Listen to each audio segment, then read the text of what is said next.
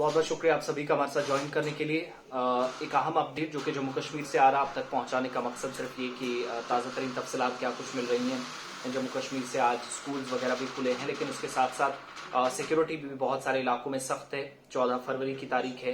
3 साल पहले हमने देखा कि ललितपुर और पुलवामा के अंदर दहशतगर्द हमला हुआ, जिसमें 40 जवानों की जान गई जो मुल्क की सलामती के लिए काम कर रहे थे।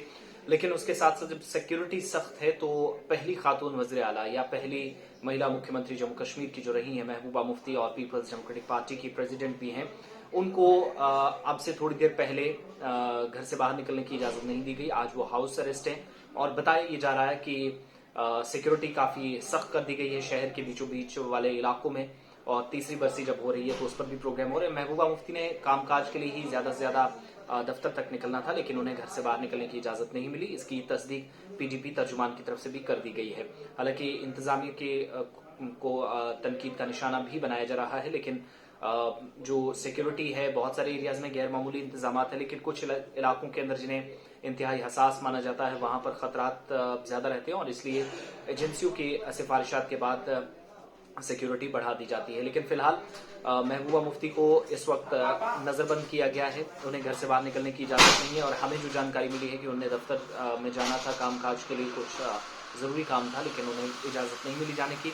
इसके अलावा आप देखेंगे तो आज 14 फरवरी भी है और ललितपुरा पुलवामा के अंदर जो अटैक हुआ था टेररिस्ट का, उस अटैक के बाद आज सबसे बड़ा प्रोग्राम जो है वो वहीं पर हो रहा है, यानी यादगार जहां बनाई गई है उन 40 जवानों की जिन्होंने अपनी जान कुर्बान की थी। और उन 40 जवानों की याद में प्रोग्राम हो रहे हैं, उन्हें खराज की तफ्तीश किया जा रहा है। और दूसरी तरफ ट्वीट्स के जरिए लेफ्टिनेंट गवर्नर के दफ्तर से भी जम्मू कश्मीर से उन्हें खराज की तफ्तीश की गई।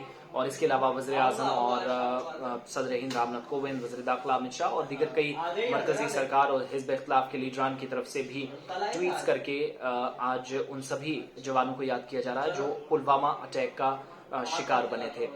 कार्रवाइयां भी होती रही हैं, सारी चीजें हैं, लेकिन महबूबा मुफ्ती इस वक्त नजरबंद है, उन्हें निकलने की इजाजत नहीं दी गई है। और आज ही हमने सुबह के प्रोग्राम में भी आपको बताया कि जम्मू कश्मीर के अंदर 6 और 7 फरवरी को हमने देखा कि एक हुक्मनामा सामने आया जिसमें सिक्योरिटी खत्म नहीं बल्कि कम करने का फैसला, जो एसएसटी कवर था वो हटाने का फैसला लिया गया था 4 साबिक वज़ीर आला के, जिनमें डॉक्टर फारूक अब्दुल्ला, उनके बेटे उमर अब्दुल्ला, पीडीपी सदर और पहली खातून वज़ीर आला महबूबा मुफ्ती और गुलाम नबी आजाद।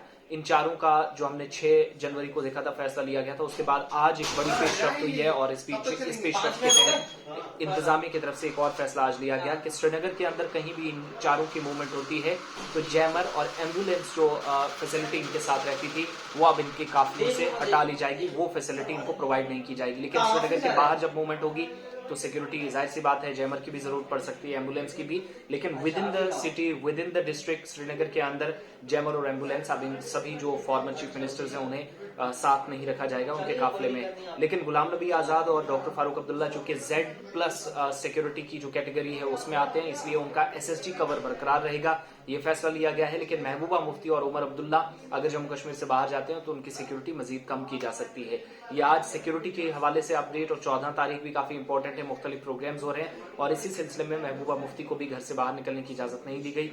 गुपकार वाक़ श्रीनगर में जहां पर उन्हें दफ्तर के लिए जाना था, लेकिन गुपकार से एरिया से बाहर निकलने की उन्हें इजाजत नहीं दी गई। सुबह सुबह जो इस वक्त अपडेट मिल रहा है और आपके पास भी कुछ तफसीलात हो हमारे साथ शेयर कीजिएगा, वीडियो शेयर करें और ज्यादा से ज्यादा हमारे साथ जुड़ने की कोशिश करें ताकि वक्त आप तक अपडेट्स हम पहुंचाते रहें। बहुत बहुत शुक्रिया आप सभी का हमारे साथ ज्वाइन करने के लिए।